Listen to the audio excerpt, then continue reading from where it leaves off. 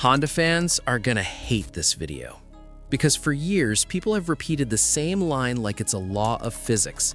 It's a Honda, it'll run forever. And sometimes that's absolutely true. But here's the part nobody wants to say out loud. Not every Honda engine is legendary. Not every VTEC badge means bulletproof. And not every Honda under the hood deserves the reputation printed on the grille.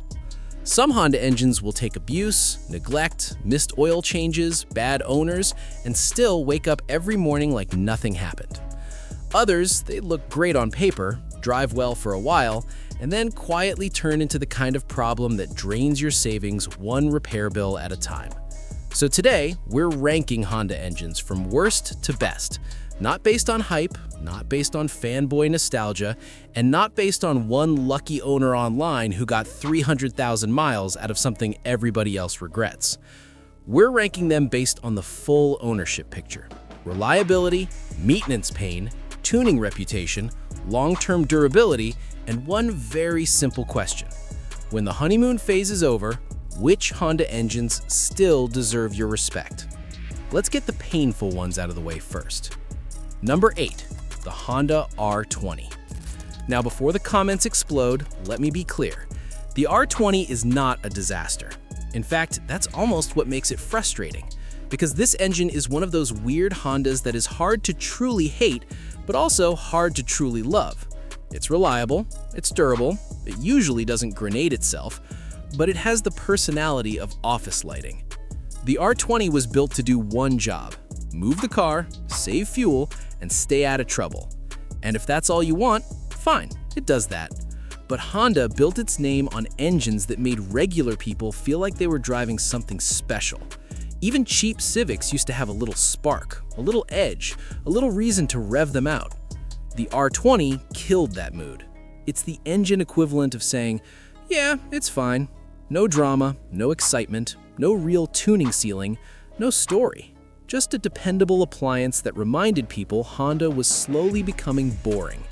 And in a brand famous for mechanical charisma, being boring is a bigger sin than people admit. Number 7, the Honda D17. This is where Honda fans start getting uncomfortable, because the D series as a whole earned respect, but the D17, that one never carried the family name the same way. This engine showed up in an era when Honda was chasing economy harder than emotion, and you can feel it. It's slow, it's not especially fun to modify, and unlike the older D-Series engines that became cheap heroes for tuners and daily drivers alike, the D17 always felt like the version people tolerated instead of celebrated. That's the difference. A great Honda engine makes you want to keep it. The D17 made a lot of people think about swapping it.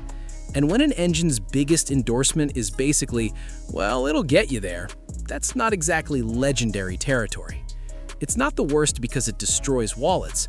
It's the worst because it has almost none of the magic people come to Honda for. No real thrill. No cult following. No, I'm glad I got this one feeling. Just transportation. And Honda, at its best, was always supposed to be more than that. Number 6. The Honda 1.5T L15B7.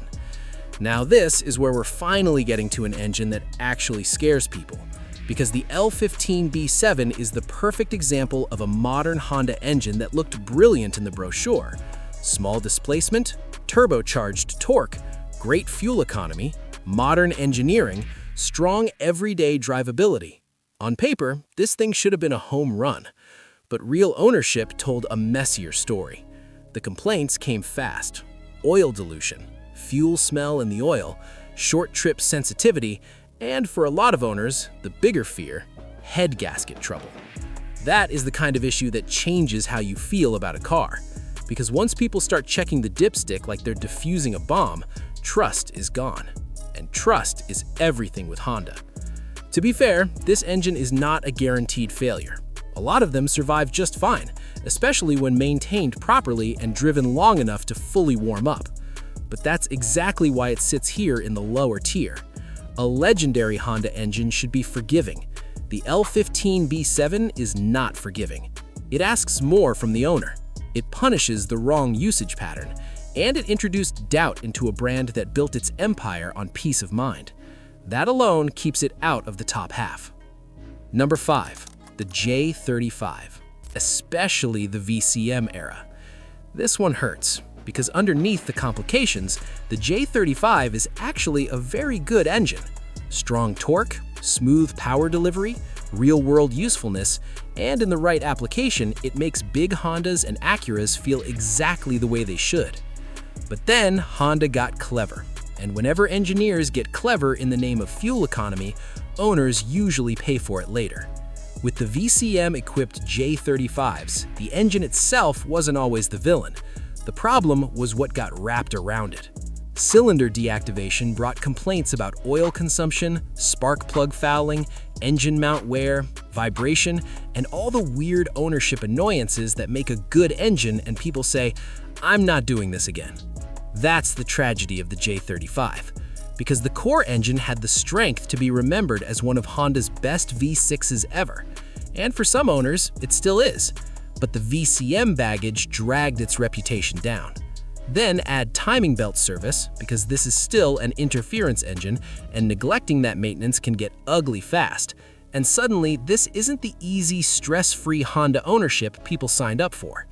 So, the J35 lands in the middle. Powerful? Yes. Capable? Absolutely. But clean, simple, bulletproof Honda brilliance? Not quite. Number 4. The classic D-Series. Now this is where the respect starts. Because while the D17 never captured hearts, the broader D-Series absolutely did. This was old-school Honda at its most honest. Small engine, light car, simple layout, minimal nonsense, and enough durability to make cheap Civics feel unkillable. The D-Series didn't need huge horsepower to become beloved. It just needed to do what Honda used to do better than almost anyone else: build an engine that worked harder than its spec sheet suggested.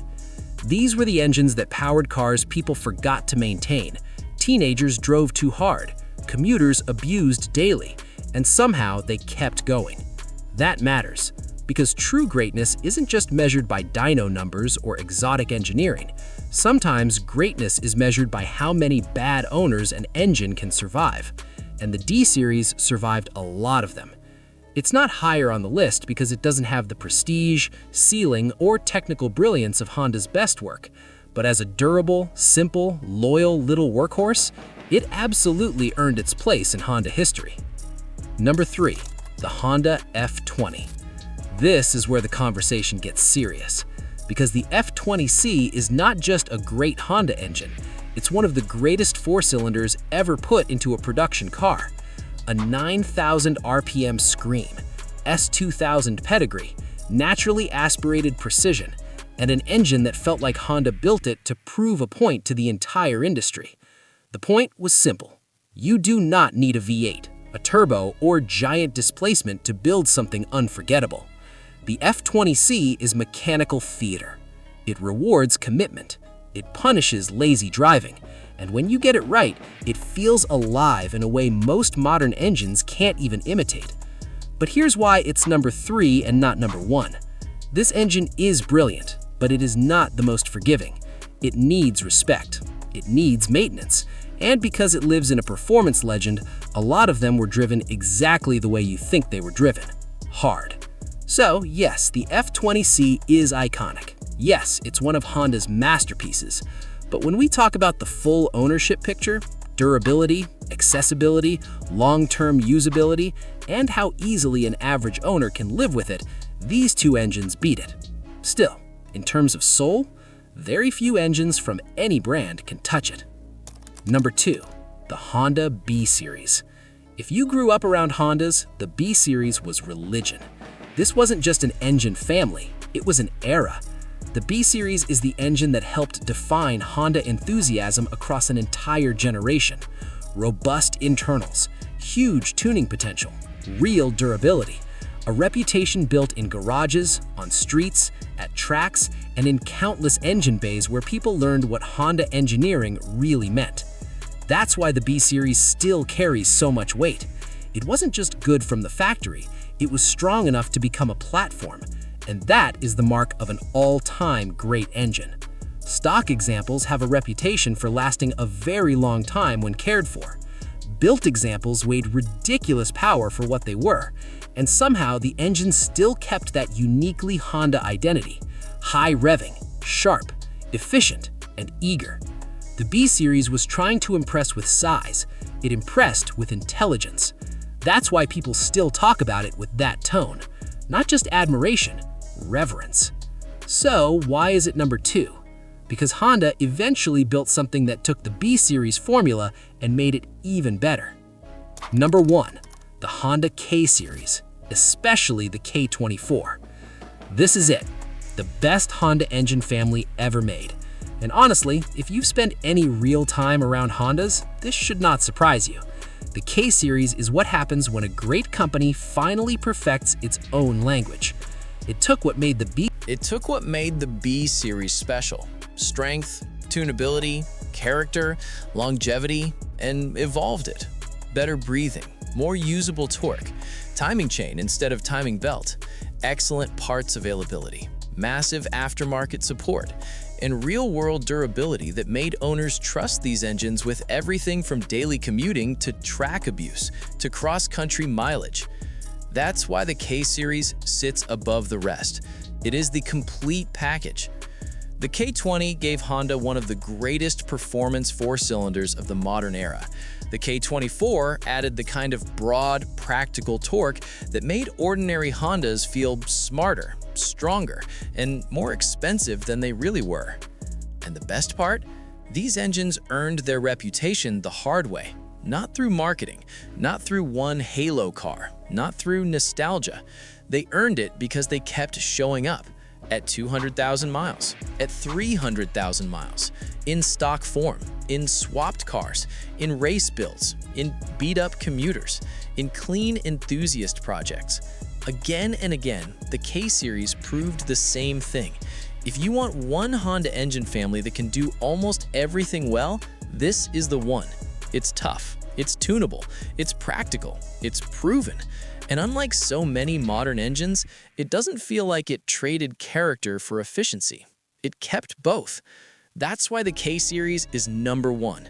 And if we're being honest, the K24 might be the single best all-around engine Honda has ever built. So here's the real takeaway. Do not buy a Honda just because it says Honda on the hood. Buy it because the engine underneath it deserves the badge. Because Honda has built some of the greatest engines in automotive history, but it has also built engines that coasted on the reputation created by the great ones. And that's the trap. The badge can fool you. The engine tells the truth. If you want my honest rule, stay cautious around the engines that ask for too much forgiveness.